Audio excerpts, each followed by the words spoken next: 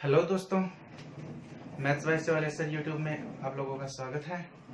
तो हमने कल के जो टॉपिक था उसमें हमने चारों सिस्टम थे, decimal system, binary system, octadecimal system और हेक्साडेसिमल सिस्टम को हम कंप्लीट कर चुके थे। तो मैंने कल कहा था कि कुछ नया टॉपिक लेकर आए हैं, मतलब उसी में ही नंबर सिस्टम में ही क्लासिफिकेशन ऑफ नंबर। देखते हैं क्या है क्लासिफिकेशन ऑफ नंबर। संख्याओं का वितरण यानी कि तोड़ना। तो सबसे पहले है सम्मिश्र संख्या। कौन सी संख्या है? सम्मिश्र संख्या। इसको दो भागों में विभाजित किया गया, एक तो रियल नंबर वास्तविक संख्या है और एक होती है इमेजिनरी नंबर काल्पनिक संख्या है। काल्पनिक संख्याओं को आयोटा भी कहते हैं, इसका सिंबल आई है और आयोटा का मतलब होता है रूट में माइनस की संख्या है। आयोटा का मतलब क्या होता है? रूट में माइनस की संख्या है। तो दोस्तों अगर यहां से इसका रूट हटाएंगे तो इधर क्या लग जाएगा? स्क्वायर। एक तरफ से अगर रूट हटाते हैं तो दूसरी तरफ क्या लग जाता है? स्क्वायर लग जाता है। तो आइटा स्क्वायर का मान कितना हो गया? -1। जो भी रूट में संख्या होगी -2 है तो -2 वगैरह। और पहले हम चेक करते हैं इमेजिनरी नंबर के बारे में, बाद में हम पढ़ेंगे रियल नंबर के बारे में। एक चीज है दोस्तों यहाँ पे लिखना, क्या कि इमेजिनरी नंबर, कोई भी इमेजिनरी नंबर ले लो, imaginary number and its conjugate. जो इमेजिनरी नंबर है और इसका जो कॉन्जुगेट होगा वो दोनों मिलके क्या बनाएंगे? रियल नंबर बनाएंगे। Imaginary number and its conjugate is real number. यहाँ पे प्रोडक्ट ऑफ, तो दोस्तों देखना, product of imaginary number and its conjugate is real number, कि कोई भी काल्पनिक संख्या और उसका जो कॉन्जुगेट है उसका हम मल्टीप्लाई गुणा करेंगे तो जो भी संख्या आएगी वो क्या आएगी? रियल नंबर आएगी। कैसे? जैसे हमने एक संख्या ले ली 2 + 3 आयोटा, और हमें पता है कि इसका जो कॉन्जुगेट होता है, मतलब यहाँ पे प्लस लगा होता है माइनस लगा देते हैं, और माइनस लगा होता तो प्लस लगा देते हैं, जिसका कॉन्जुगेट हो जाता है। यानी कि 2 + 3 आयोटा, इसका कॉन्जुगेट है 2 - 3 आयोटा, और 2 - 3 आयोटा का कॉन्जुगेट है ये, मतलब एक दूसरे के कॉन्जुगेट है। इसे प्रमेयीकरण कहते हैं, हिंदी में क्या कहते हैं? प्रमेयीकरण। अब इन दोनों को प्रोडक्ट यानी कि गुणा करना, ये तो इमेजिनरी नंबर और ये इसका कॉन्जुगेट, इनको गुणा करेंगे तो 2 को 2 से गुणा किया 4, ये गुणा आ गया और ये कट गया, बच गया क्या? 4 - 9 आयोटा स्क्वायर। हमें पता आयोटा स्क्वायर का मान कितना है? आयोटा स्क्वायर का मान है -1। तो हम यहाँ पे लगाएंगे 4 - 9 आयोटा स्क्वायर का मान -1 बराबर है 4, माइनस को माइनस से गुणा करेंगे प्लस, और 9 एकम 9, 4 और 9 13। ठीक है, तो ये 13 आया, वो एक रियल नंबर है या नहीं है? ये क्या है? रियल नंबर है। तो दोस्तों आप लोग समझ गए होंगे इमेजिनरी नंबर के बारे में। बिल्कुल छोटी सी चीज है, एक इसमें आज तक क्वेश्चन क्या आया है कि इमेजिनरी नंबर कौन सा है? आयोटा, रूट में माइनस है, यानी कि रूट में जो माइनस की संख्या होगी वो इमेजिनरी नंबर होती है। तो अब ये इमेजिनरी नंबर हो गया, मतलब इमेजिनरी नंबर और उसके कंजुगेट का गुणा क्या होता है? रियल नंबर ही होता है। और ये हमने इस प्रकार से जान चुके हम। अब देखते हैं वास्तविक संख्या है, जो कहां तक होती है? -अनंत से लेकर +अनंत तक होती है। कहां से लेकर कहां तक होती है? -अनंत से लेकर +अनंत तक होती है। अब देखते हैं रियल नंबर के बारे में।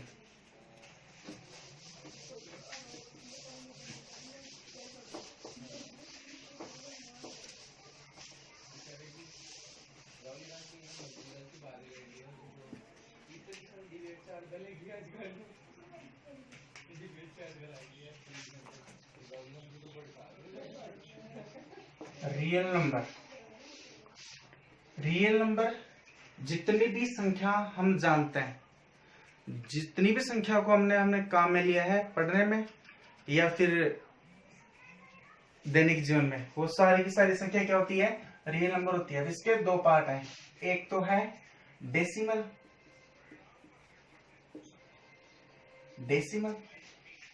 नंबर और एक है इंटीजर, एक क्या है, इंटीजर, जिसे हम हिंदी में कहते हैं पूर्णांक और इसे कहते हैं दशमलव संख्या। कौन सी संख्या है, दशमलव संख्या। पूर्णांक, पूर्णांक का मतलब वो जो अपने आप में पूरी संख्या है, मतलब बिना पॉइंट वाली, बिना दशमलव वाली, वो क्या होती है, पूर्णांक संख्या। और दशमलव decimal system, sorry decimal number, दशमलव संख्या है, ये भी दो प्रकार की होती है। कौन कौन सी होती है वो हम बताते हैं। दोस्तों देखिए, डेसिमल नंबर ये दो प्रकार की होती है। रिकरिंग, रिकरिंग का मतलब है रिपीटिंग, या जिसको हम टर्मिनेट कर सकते हैं, यानी कि दशमलव को हटा सकते हैं। एक है नॉन रिकरिंग, यानी कि नॉन टर्मिनेटिंग, ऐसी संख्या है जिसे हम टर्मिनेट, दशमलव है उसको टर्मिनेट नहीं कर सकते। जैसे इधर है 0.5, सभी जानते हैं पॉइंट को हटाएंगे, पॉइंट के बाद एक संख्या है तो नीचे एक जीरो लग जाएगी एक की। जैसे 0.35 है, 35, ये पॉइंट हट जाएगा और यहाँ पे 2 जीरो लग जाएगी, सभी को पता है। और इसके अलावा जिसे 0.3333, जिससे हम, और ये आगे तक चलती रहेगी, जिसे हम कह सकते हैं 0.3 पे बार। इसका भी जो ये दशमलव है इसको हटा सकते हैं।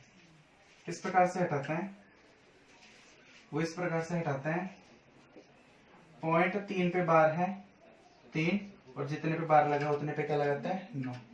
इसका जो बेसिक है वो हम अभी समझाएंगे कि ये कैसे आया, ये बार कैसे हट गया, वो भी हम अभी सीखेंगे। अभी एक बार ये कंप्लीट कर लेते हैं। इधर है नॉन टर्मिनेटिंग, मतलब जिन्हें हम टर्मिनेट नहीं कर सकते। जैसे 3.456678543 2 ऐसे चलती रहेगी, मतलब बिना रिपीटिंग के। रिकरिंग यानी रिपीटिंग, जो रिपीट होती है। 5 के बाद 0 था, ये 0 0 आगे तक कितना भी लगा सकता है, यानी कि 0 रिपीट हो रहा है। रिकरिंग का मतलब रिपीटिंग। तो ये 3 रिपीट हो रहे हैं, ये है रिपीटिंग, और ये है नॉन रिपीटिंग, इसमें कुछ भी रिपीट नहीं हो रहा, इसलिए इसे हम कहते हैं नॉन रिपीटिंग। और इसका जो ये पॉइंट है, दशमलव है, इसको हम हटा नहीं सकते, टर्मिनेट नहीं कर सकते, इसलिए ये नॉन रिकरिंग है, नॉन टर्मिनेटिंग है। अब देखना, 0.5 था, हमने इसको 5/10 के रूप में लिख दिया, मतलब P/Q की फॉर्म में। यह है 0.35, पॉइंट हटा के टर्मिनेट करके, और ये 35/100 आ गया, इसे भी हम किस में लिख सकते हैं, P/Q की फॉर्म में। ये था 0.3333, तो ये बार है, इसको भी हमने टर्मिनेट कर दिया पॉइंट को, और इसको भी हमने किस फॉर्म में लिख दिया, P/Q फॉर्म। दैट मीन्स जो रिकरिंग और टर्मिनेटिंग डेसिमल संख्या होती है, दशमलव संख्या जो रिकरिंग होती है, रिपीटिंग होती है, टर्मिनेटिंग होती है, यानी कि जो पॉइंट के बाद में खत्म हो जाती है, या फिर ये पुनरावृत्ति होती रहती है। इन संख्याओं की क्या होती है, पुनरावृत्ति। तो ऐसी संख्याओं को हम किस रूप में लिख सकते हैं, P/Q के रूप में। किस के रूप में लिख सकते हैं, P/Q के रूप में। तो क्या लिखोगे, can be written in P/Q form. इन्हें P/Q के रूप में लिख सकते हैं, इसलिए it is called rational number. इसलिए इनको क्या कहते हैं, परिमेय संख्या, हिंदी में बोलते हैं परिमेय संख्या। P/Q के रूप में इनको लिख सकते हैं, इसलिए इनको क्या बोलते हैं, परिमेय संख्या। इसको P/Q के रूप में नहीं लिख सकते, इसलिए क्या लिखेंगे, can't be written in P/Q form. Can't be written in P/Q form, इसे P/Q के रूप में नहीं लिख सकते। क्यों, क्योंकि इसके दशमलव को हम टर्मिनेट नहीं कर सकते, क्योंकि हमें पता ही नहीं है कहां तक जाएगी, और ना कुछ इसमें रिपीट हो रहा है, इसलिए इसको टर्मिनेट नहीं कर सकते। टर्मिनेट नहीं कर सकते तो इसे P/Q के रूप में नहीं लिख सकते, इसलिए इसे कहते हैं it is called irrational number, इसलिए इसे अपरिमेय संख्या, अपरिमेय संख्या कहते हैं। इसलिए इसे क्या कहते हैं? अपरिमेय संख्या कहते हैं दोस्तों। तो ये चीज समझ गए होंगे कि दशमलव दो होती है रिकरिंग और नॉन रिकरिंग। जो रिकरिंग होती है यानी कि रिपीटिंग होती है, उसमें तो हम दशमलव को टर्मिनेट कर सकते हैं, टर्मिनेट करते ही वो पी बटे क्यू के रूप में हो जाती है, और पी बटे क्यू के रूप में होते ही उन्हें क्या कहते हैं? हम परिमेय संख्या। और इसमें जो रिकरिंग नॉन रिकरिंग है, इसका मतलब है ये रिपीट नहीं होगी इसमें कोई भी संख्या, इसलिए इसके दशमलव को टर्मिनेट नहीं कर सकते। दशमलव को टर्मिनेट नहीं कर सकते तो इसे पी बटे क्यू के रूप में नहीं लिख सकते, इसलिए इनको क्या कहते हैं? अपरिमेय संख्या। तो परिमेय संख्या की और अपरिमेय संख्या की परिभाषा समझ गए होंगे। और जो इंटीजर होता है, दशमलव रियल नंबर में एक तो डेसिमल नंबर था और एक इंटीजर था, जितने भी इंटीजर होते हैं वो रेशनल नंबर होते हैं, वो हम आगे देखेंगे। तो दोस्तों अब आगे देखना, ये चीज आप लिख लेना, नोट्स बना लेना इनके। अब दो परिमेय संख्या होती है, उनके बीच में परिमेय संख्या किस प्रकार से ज्ञात कर सकते हैं? दो अपरिमेय संख्या होती है, उनके बीच में परिमेय संख्या होती है अपरिमेय संख्या, उनको कैसे ज्ञात कर सकते हैं? Find rational number between A and B. Find rational number between A and B. A और बी के रूप में रेशनल नंबर कैसे पता करते हैं? कितने नंबर है, क्या है?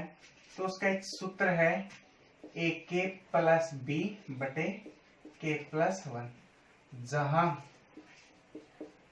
के का कुछ भी मान लगा सकते हैं, 1 2 3 4 अभी तक। मतलब जैसे अगर 1 लगाते हैं तो क्या बनेगी? एक की जगह के की जगह 1, तो a प्लस बी, और 1 और 1 2। अगर 2 लगाते हैं तो 2a plus B, 2a plus B, तो 2 और 1 3। अगर 3 लगाते हैं तो 3a प्लस बी बटा 3 और 1 4, ऐसे चलती रहेंगी। ये तो है रेशनल नंबर। दो रेशनल नंबर के बीच में और रेशनल नंबर ज्ञात करने का ये तरीका है, ये सूत्र है। इसके अलावा find irrational number between A and B. A और बी के बीच में जो अपरिमेय संख्या है, इरेशनल नंबर है, उनको किस प्रकार से हम ज्ञात करते हैं? उसका जो फॉर्मूला है वो रूट, और ये बाहर है यहाँ पे एन, यहाँ रूट ए बी। समझ गए?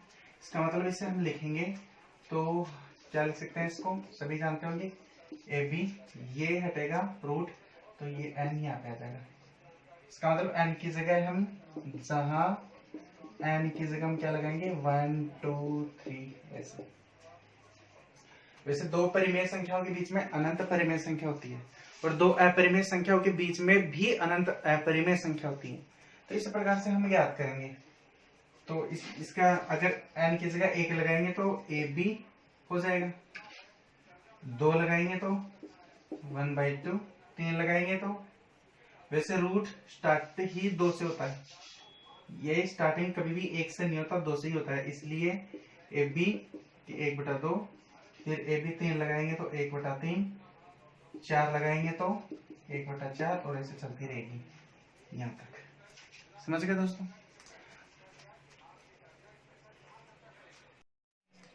तो दोस्तों हम एक छोटा सा क्वेश्चन लेके इस चीज को, अभी जो मैंने आप लोगों को समझाया था, 2 सूत्र लिखवाए थे, उसको समझते हैं। 1/2 और 3/2 के बीच 3 परिमेय संख्या ज्ञात कीजिए। किस प्रकार से ज्ञात करेंगे? सूत्र मैंने आप लोगों को बताया था, ए के प्लस बी बटे के प्लस 1। तो जहां 3 संख्या ज्ञात करेंगे तो के का मान एक बारी 1 लगाएंगे, एक बारी 2 लगाएंगे, एक बारी 3 लगाएंगे। तो पहले 1 लगाएंगे, अपने पास में पहली संख्या जो है वो है a, दूसरी संख्या है b, और k का मान 1 2 3 लगाएंगे। तो पहली संख्या a की जगह 1/2 गुणा के की जगह 1 प्लस b की जगह 3/2 प्लस के 1 प्लस 1। तो इनको गुणा करेंगे तो 1/2 आ जाएगा, 1/2 और 3/2 को एलसीएम लेके अगर इनको जोड़ेंगे तो 3 और 1 4/2 आ जाएंगे, और बटे में कितना है 1 और 1 2। 4 में 2 का भाग देंगे तो 2/2, 2 में 2 का भाग देंगे तो 1। ये आ गई पहली संख्या। के का मान 2 लगाएंगे, ए का मान है 1/2 गुणा के की जगह लगाएंगे 2 प्लस बी का मान है 3/2 बटे 2 और 1, 2 + 1, 2 से 2 कट गया, 1 + 3/2 बटे 2 और 1 3। एलसीएम लेके इनको जोड़ेंगे तो 2 2 3 5 बटे कितना 2 बटे कितना 3, इसके बटे में कुछ भी नहीं है तो 1। 4 संख्या को किस प्रकार से करते हैं, पहली और दूसरी संख्या ऐसे कैसे गुणा लगा के चौथी संख्या ऊपर और तीसरी संख्या नीचे, 5 को 1 से गुणा किया 5/3 दूनी 6, ये आ गई। इसी प्रकार से के की जगह हम 3 लगा के तीसरी परिमेय संख्या ज्ञात कर सकते हैं इनके बीच में। तो दोस्तों ये बिल्कुल आसान है।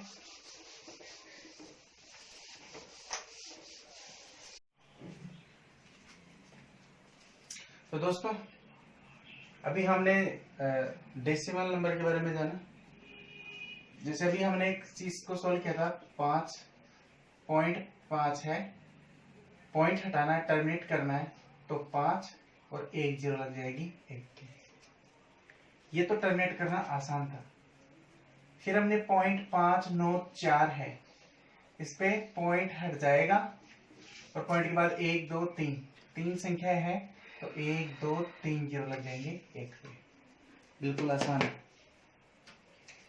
लेकिन जैसे मान लो अगर संख्या है 0.3333 और ये अनंत तक चल रही है, इसका पॉइंट कैसे हटाएंगे, कैसे टर्मिनेट करते हैं, मैंने भी आप लोगों को थोड़ी देर पहले क्या बताया था कि इसको क्या लिख सकते हैं, ये x बराबर ले लिया, चलो किसके बराबर ले लिया इसको, x के बराबर। तो हम इसे क्या लिख सकते हैं, x बराबर, इसका मतलब होता है कि 3 पे बार, बार का मतलब होता है कि ये बार बार रिपीट हो रही है।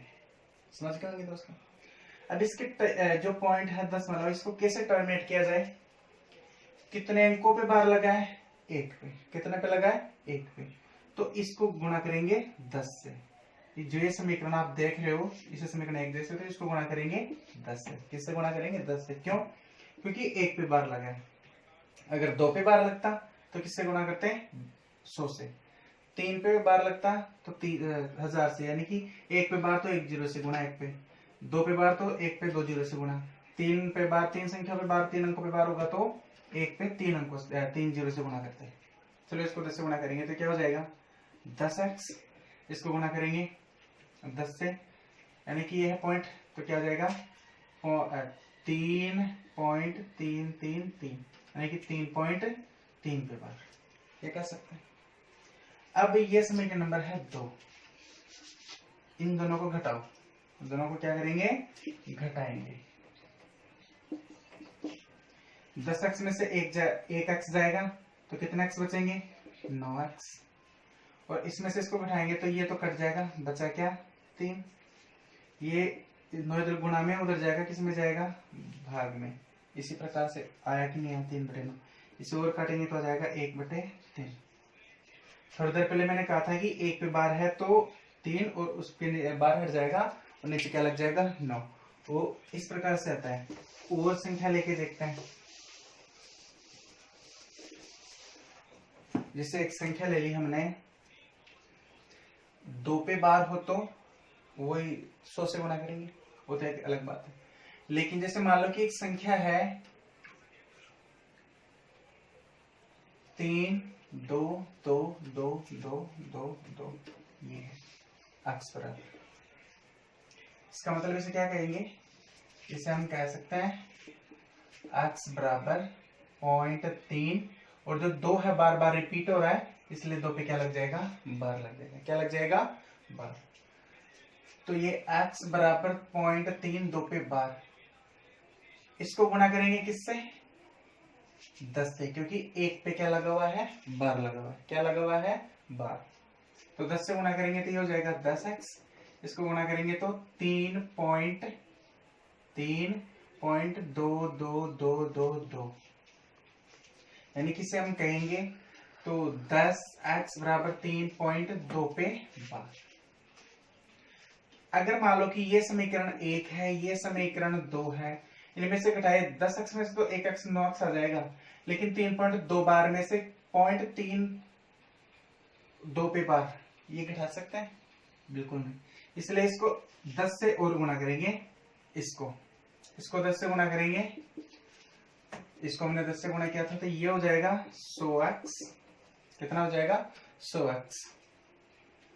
तो ये हो जाएगा, इसको 10 से गुना करेंगे तो 32.2 पे बार। यानी कि आप इसको ऐसे समझ लो, यह 2 2 2 2 ऐसे चलता रहेगा। इसको हम 10 से गुणा करेंगे तो क्या आएगा? ये 32.2222 इस प्रकार से जाएगा। ये था समीकरण 2, ये है समीकरण 3। अब समीकरण 3 में से 2 को घटाओ। 100x में से 10x जाएगा तो 90x, और इसमें से अगर पॉइंट के बाद 2 2 2, पॉइंट के बाद 2 2 2, ये तो कट के कितना हो जाएगा? 0। 32 में से 3 घटाएंगे, 32 माइनस 3, तो 90x बराबर 32 में से 3 जाएंगे तो कितने बचेंगे? 29। x बराबर 29/90। तो इसका मतलब इसका जो डायरेक्ट सोल्यूशन, ये तो है इसका बेसिक रूल हटाने का, टर्मिनेट जो रिपीटिंग वाली संख्या है उनमें दशमलव टर्मिनेट करने का, ये बेसिक रूल है। लेकिन इसका डायरेक्ट क्या है? जैसे 0.32 पे बार था, इसको हल करेंगे तो 3, ये 32 है पूरी संख्या, इस 32 में से घटा दो, जिस पे बार नहीं है उसको घटा दो, और बटे में 1 पे बार है तो 9 और 1 पे बार नहीं है तो 0। समझ गए? ये था 32, इसमें 2 पे बार है, तो 32 में से जिस पे बार नहीं है, 3 पे बार नहीं है, 3 को घटाएंगे। पूरी संख्या में से 3 पे बार नहीं है तो 3 को तो घटा देंगे, और 1 पे बार है तो 9 और 1 पे बार नहीं है तो 0। समझ गए होंगे? तो ये 32 में से 3 जाएगा तो 29/90। ये आंसर है कि नहीं? डायरेक्ट। इसका मतलब दोस्तों एज ए फॉर्मूला लिख लेना आप लोग। अगर ए बी सी में से, अगर ए बी सी पूरे, जैसे मान लो ए बी है, ए बी पे पूरा पे बार लगा हुआ है तो क्या करेंगे? चलो एक बार ए देख लेते हैं। ए पे बार लगा हुआ है तो a/9, पॉइंट ए बी पूरे पे बार लगा हुआ है तो ए बी बटे दोनों पे बार लगा तो दोनों अलग जाएंगे। समझ गए? और अगर ए बी पॉइंट बी पे बार लगा है, ए पे बार नहीं लगा तो क्या करेंगे? इस ए बी में से घटाएंगे किसको? ए को 9, इस पे बार था इसलिए 9, 1 पे बार है 9 और 1 पे बार नहीं है उसके लिए 0। यानी कि बार हटाने के लिए तो 9 लगाते हैं, और जिस पे बार नहीं है उसके लिए क्या लगाता है? 0। ये हो गया। ऐसे ही पॉइंट ए बी सी है, तीनों पे बार है तो ए बी सी, तीनों पे से बार हटाएंगे तो कितने 9 लग जाएंगे? 3 9। समझ गए? और अगर ए बी सी में से सिर्फ सी पे बार है तो इस पूरी संख्या में से बार किस किस पे नहीं है? ए और बी पे बार नहीं है, जिस पे बार नहीं है उसको घटा देंगे, और 1 पे बार है उसके लिए 9 और 2 पे बार नहीं है उसके लिए 0 2। समझ गए? ऐसे ये फॉर्मूले लिख लेना, काम में आएंगे, बहुत ही इंपॉर्टेंट चीज है। अब देखते हैं दोस्तों इंटीजर। और एक चीज लिख लेना इन्हीं में परिमेय संख्या में, ऑल इंटीजर इज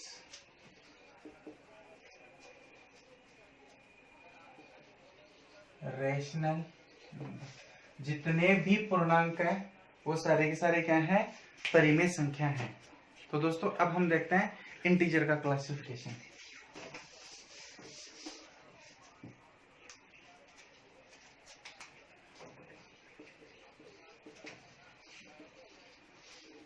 इंटीजर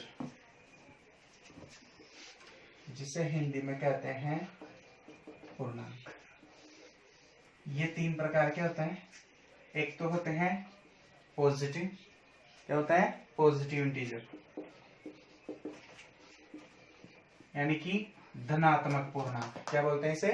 धनात्मक पूर्णांक। एक होता है 0, एक होता है नेगेटिव इंटीजर, यानी कि ये तो है धनात्मक पूर्णांक, यानी कि जितनी भी प्लस की संख्या है, ये है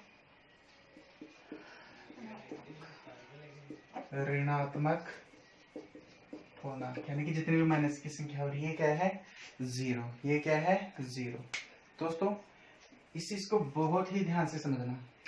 पॉजिटिव इंटीजर कहां से कहां तक होता है, एक से, 1 2 3 और कहां तक है, अनंत तक। ये जीरो है। ऋणात्मक कहां से कहां तक होता है, माइनस अनंत से लेकर और प्लस -3 -2 -1 तक,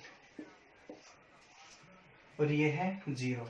यानी कि पॉजिटिव इंटीजर जितने भी प्लस की संख्या है, 1 से लेकर अनंत तक, इस पूरे सेट को हम कहते हैं प्राकृतिक संख्या, नेचुरल नंबर। तो ये हो गया natural number, set of positive integer. Set of positive integer, ये क्या हो जाएगा, नेचुरल नंबर। ये पूरा सेट जो पॉजिटिव इंटीजर का पूरा सेट है, 1 से लेकर अनंत तक की संख्या को हम क्या कहते हैं, नेचुरल नंबर। हिंदी में कहते हैं प्राकृतिक संख्या। क्या कहता है, प्राकृतिक संख्या।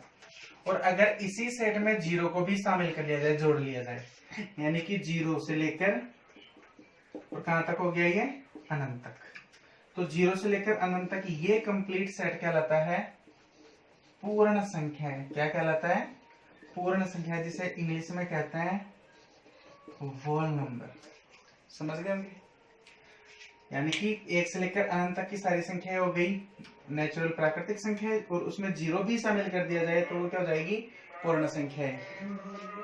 इसके अलावा दोस्तों ऋणात्मक पूर्णांक, ये ऋणात्मक पूर्णांक है।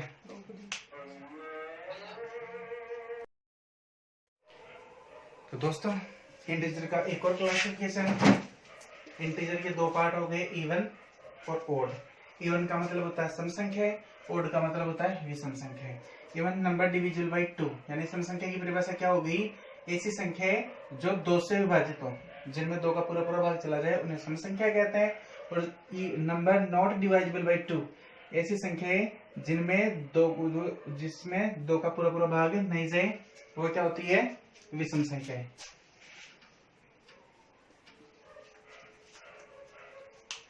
जिसमें 2 का पूरा पूरा भाग चला जाए सम संख्या, और जिसमें 2 का पूरा पूरा भाग ना जाए वो क्या होती है, विषम संख्या होती है दोस्तों। तो कहां से, माइनस अनंत से लेकर -4 -2 0 2 4 अनंत, ये क्या हो गई, सम संख्या है। और माइनस अनंत से -3 -1 1 3, इनमें 2 का पूरा पूरा भाग नहीं जाएगा और इनमें 2 का पूरा पूरा भाग चला जाएगा। मैंने इसमें एक चीज लिखी है बीच में, जीरो, सम संख्या में, और फिर मैंने नोट लगा कि ये भी लिखा है कि जीरो इज इवन नंबर। दोस्तों इसका मतलब है जो जीरो है वो सम संख्या है। कई साथीगण या कई बच्चे कहते हैं कि सर ये जो जीरो है ना तो सम संख्या है ना विषम संख्या है। तो दोस्तों ये बहुत कईयों को नहीं पता होती है कि जीरो सम संख्या है कि विषम संख्या है। आज हम इसको प्रूव करते हैं कि ये सम संख्या है या विषम संख्या है। देखना दोस्तों, हमें पता है कि सम संख्या यानी इवन प्लस इवन हमेशा क्या आती है, सम संख्या। जैसे 4 + 4 हमेशा क्या आती है, 4 4 8। ये भी सम थी, ये भी सम थी, तो क्या आई, सम संख्या। चलो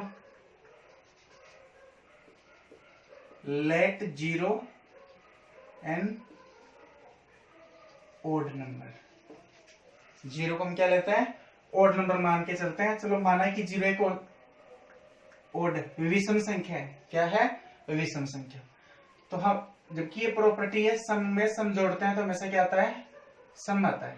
क्या आता है भाई, सम आता है। तो चलो हम जीरो को विषम लेते हैं। और एक प्रॉपर्टी है विषम प्लस विषम, विषम प्लस विषम बराबर क्या आती है, हमेशा सम संख्या। जैसे 3 + 5 = 8, ये भी विषम थी, ये भी विषम थी, और ये क्या आ गई, सम संख्या आ गई मिलके। तो दोस्तों चलो 2 ले लिए, 4 ले लिया, सम संख्या। एक और सम संख्या लेते हैं -4। क्या लेते हैं, -4। अब इनको जोड़ेंगे तो क्या आना चाहिए, सम संख्या। हमें पता है कि सम और सम को जोड़ते हैं तो सम आता है। 4 को और -4 को जोड़ेंगे तो जोड़ो क्या आया, 0। तो क्या सम संख्या और सम संख्या को जोड़ने पे 0 सम आया क्या? इसको तो हमने क्या लिया है, ओड नंबर लिया है विषम।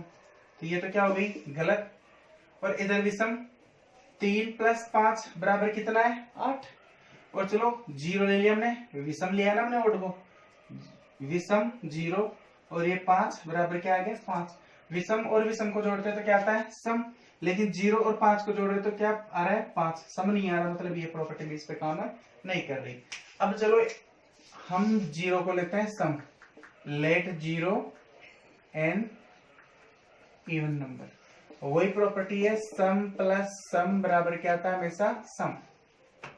जैसे 4 + 4 + -4 तो क्या आ गया, 0। यानी कि सम सम को जोड़ा तो सम, यानी कि हमने 0 को लिया भी क्या है, सम में लिया है।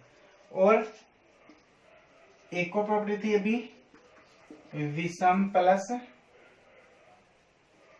विषम बराबर सम। विषम प्लस विषम बराबर क्या आएगा, सम। तो कोई से ले लो, 3 + 5 बराबर 8। कितना है, 8 है।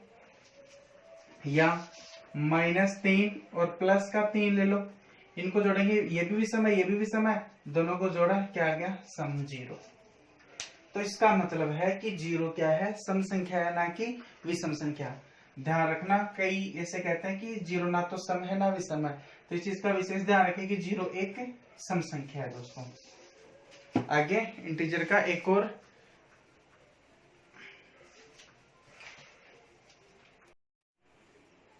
दोस्तों, ये पॉजिटिव इंटीजर का क्लासिफिकेशन देखते हैं। पॉजिटिव इंटीजर होता है, उसमें एक होता है प्राइम नंबर, एक होता है एक, और एक होता है कंपोजिट नंबर। प्राइम नंबर का मतलब होता है अभाज्य संख्या है, कंपोजिट नंबर का मतलब होता है भाज्य संख्या है। और एक, 1 is neither prime number nor composite number. इसका मतलब है कि एक ना तो प्राइम नंबर यानी कि अभाज्य संख्या है, और नॉर कंपोजिट नंबर ना ही भाज्य संख्या है। क्यों?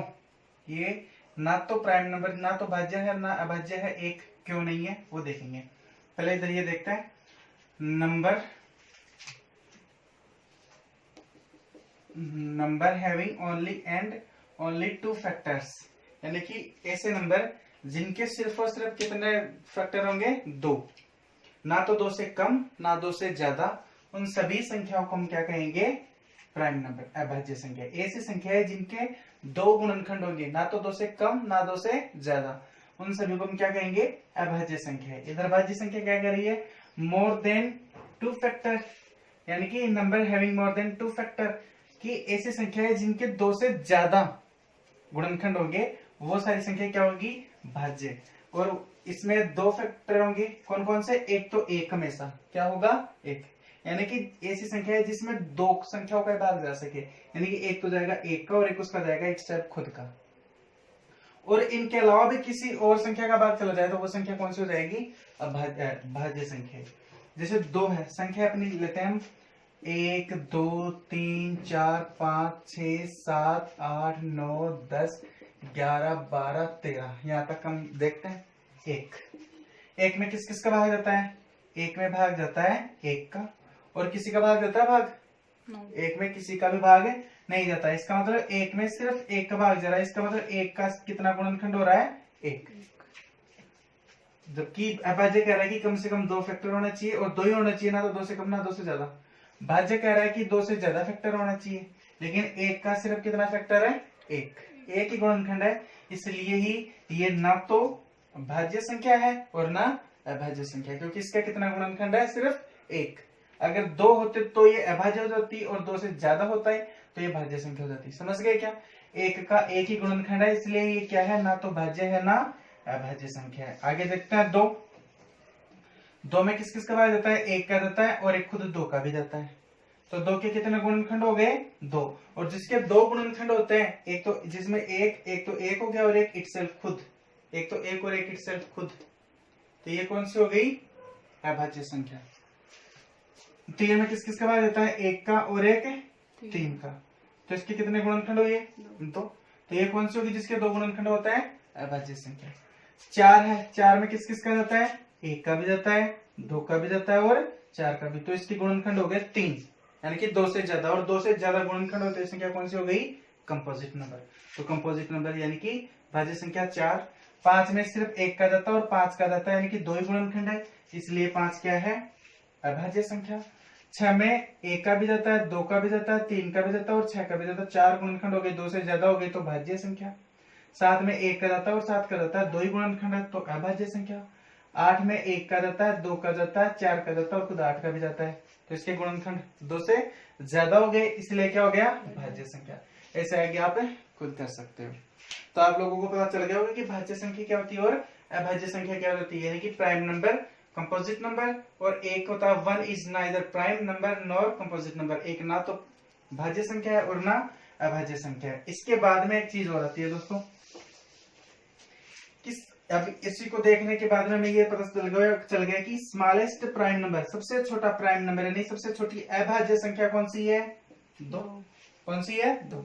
और सबसे छोटी भाज्य संख्या कौन सी है, 4। और देखो इस पूरे सेट में, जो पूरा सेट हम देख रहे हैं अभाज्य संख्याओं का, इसमें सिर्फ एक संख्या 2 ही ऐसी है जो सम संख्या है। इसके बाद में जितनी भी संख्या आएगी वो सारी क्या आएगी, विषम संख्या। कौन सी आएगी, विषम संख्या। सिर्फ 2 ही इस पूरे सेट में अभाज्य संख्याओं में आपसे पूछे कि एक ऐसी संख्या, ऐसी अभाज्य संख्या बताओ जो सम भी हो, तो कौन सी है, 2। 2 is an even prime number, कि 2 सम अभाज्य संख्या, और सिर्फ ये इसके अलावा और अभाज्य संख्या नहीं है जो सम भी हो। समझ गए। अब है 1 से लेकर 50 के बीच में कितनी अभाज्य प्राइम नंबर, कितनी संख्या होगी, 15। यानी कि इनको हम काउंट करें 2 3 5 7 जैसे 50 तक अभाज्य संख्या लिख ले, और उनको देखिए कितनी है, 1 से लेकर 50 तक की संख्याओं के बीच में कितनी अभाज्य संख्या है, 15। 50 से लेकर 100 तक के बीच में कितनी अभाज्य संख्या है, 10। समझ गए क्या। तो इस प्रकार से 15 होगी, 10 होगी, तो 1 से लेकर 100 तक, 1 से लेकर 100 तक की संख्याओं के बीच में कितनी अभाज्य संख्या है, 25 अभाज्य संख्या है। कितनी संख्या है, 25 अभाज्य संख्या है। इसके बाद हम देखते हैं दोस्तों,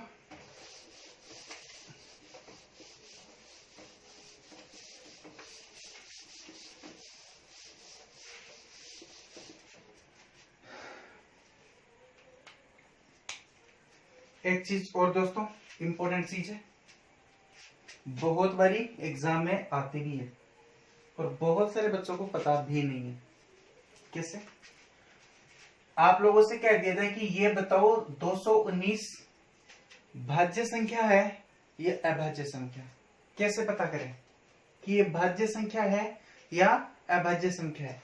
चलो मान लो कि ये इसे क्या ले लिया हमने, ए। क्या ले लिया, ए। दोस्तों बहुत ही इंपॉर्टेंट चीज है ये, एग्जाम में ऐसी संख्या आती है फिर हम भाग दे दे के चेक करते रहते हैं कि ये भाज्य है अभाज्य, भाग किसी दूसरी संख्या का जाएगा तो भाज्य है, नहीं तो अभाज्य संख्या है।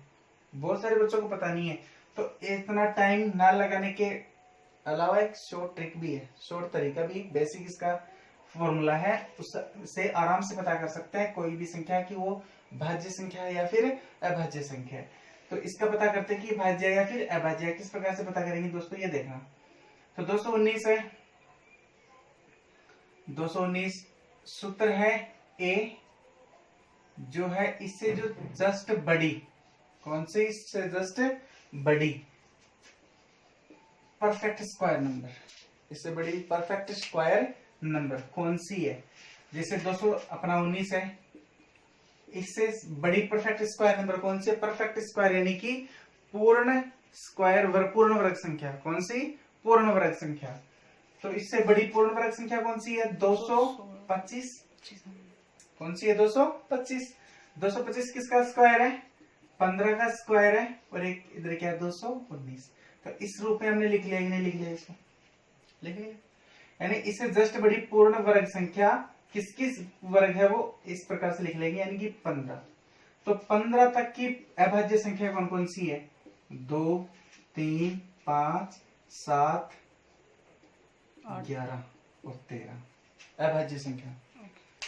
15 तक की अभाज्य संख्या ये है। अब सिर्फ इन्हीं का भाग देके चेक करेंगे और किसी का भाग नहीं देना। समझ गए? सिर्फ इन्हीं का भाग देंगे, इसके अलावा किसी का भी भाग नहीं देंगे। देखना 13 तक अगर भाग जाता है तो ये 13 तक भाग जाता है तो ये कौन सी संख्या है?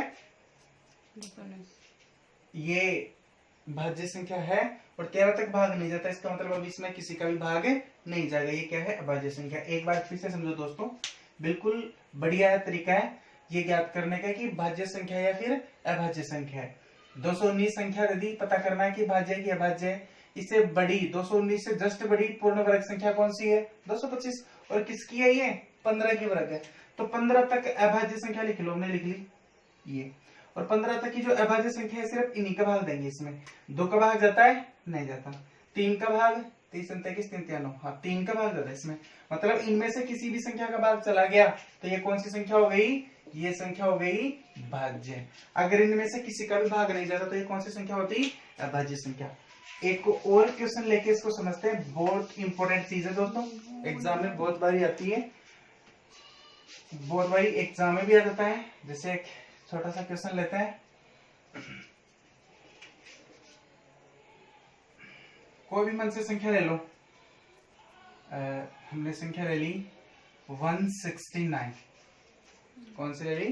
169। ये तो इसको छोड़ो, ये तो तरह का स्क्वायर ही है। 189 ले ली। कौन सी ले ली? 189। इससे बड़ी पूर्ण वर्ग संख्या कौन सी है? इससे जस्ट बड़ी पूर्ण वर्ग संख्या है 196। 14 का वर्ग, तो ये किसका वर्ग है? 14 का वर्ग। 14 का स्क्वायर 189। तो 14 तक की अभाज्य संख्या लिख लो, 2 3 5 7 11 और 13। इन्हीं का भाग देंगे इसमें। अगर चला जाता है तो ये भाज्य है, नहीं जाता तो ये कौन सी संख्या है? अभाज्य। तो 2 का भाग देंगे, नहीं जाएगा। 3 का भाग देंगे, जा रहा है। तो ये भी कौन सी संख्या हो गई? भाज्य संख्या। कौन सी हो गई? भाज्य संख्या। तो दोस्तों ये बहुत इंपॉर्टेंट चीज है, ध्यान रखना इस चीज को।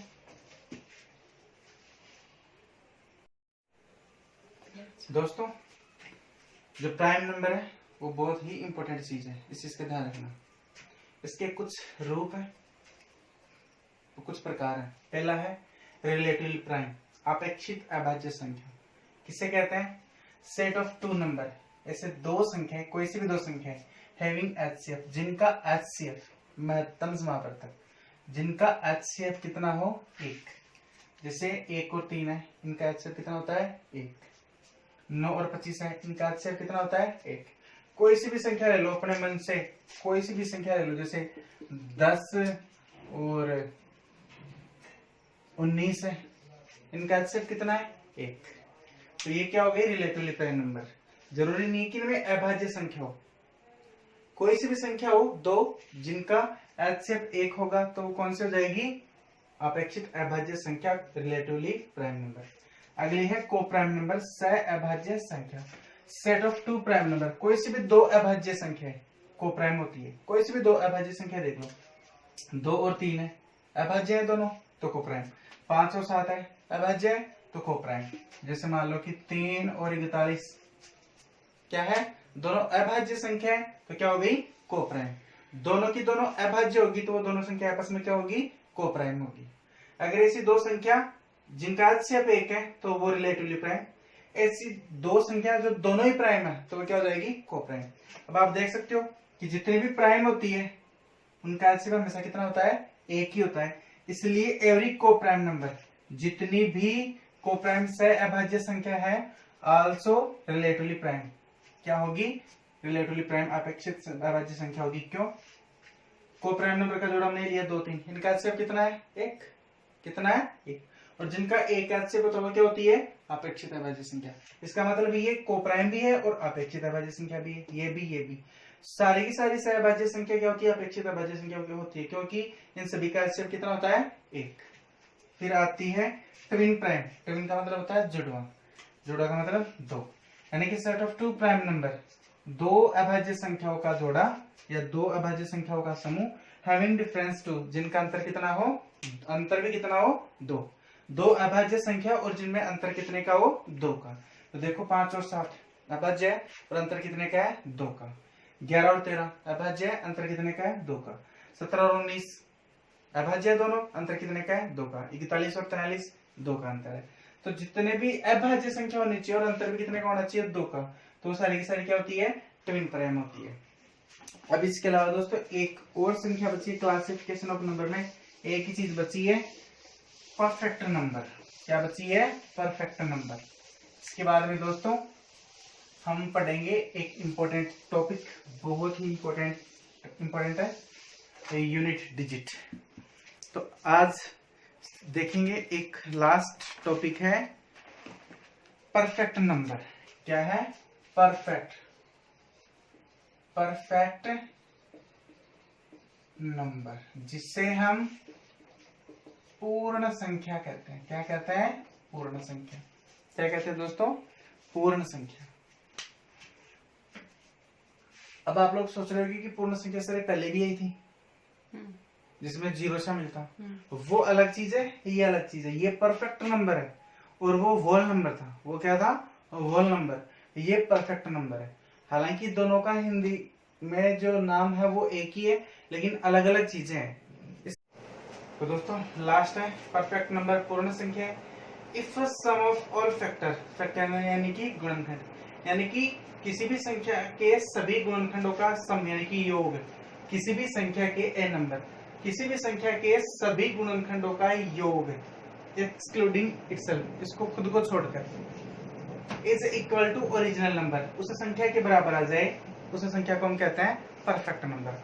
यानी कि किसी भी संख्या के गुणनखंडों का योग, उस खुद को छोड़ के जितने भी गुणनखंड उनका योग उसके खुद के बराबर आ जाए, वो संख्या आ जाए, तो वो क्या होती है, परफेक्ट नंबर। जैसे है 6, इसके गुणनखंड क्या है, इसके गुणनखंड है 1, 2, 3 और 6, तो इसको खुद को तो जोड़ना है नहीं, बाकी को जोड़ो, 3 और 2 5, 5 और 1 6, आया कि नहीं है। यानी कि संख्या के गुणनखंडों का योग, इसको खुद को छोड़कर गुणनखंडों का योग संख्या आ जाए, तो वो क्या होती है, परफेक्ट नंबर। जैसे एक है 28, इसका 1 है, 2 है, 4 है, 7 है, 14 है और 28 को जोड़ना है। 14 और 7 21, 21 और 4 25, 25 और 2 27, 27 और 1 28, इन सभी का योग कितना हो गया, 28। यानी कि संख्या के सभी गुणनखंडों का योग संख्या के बराबर आ जाए, इसके खुद को छोड़कर, वो संख्या होती है परफेक्ट नंबर। ये छोटा सी बात थी।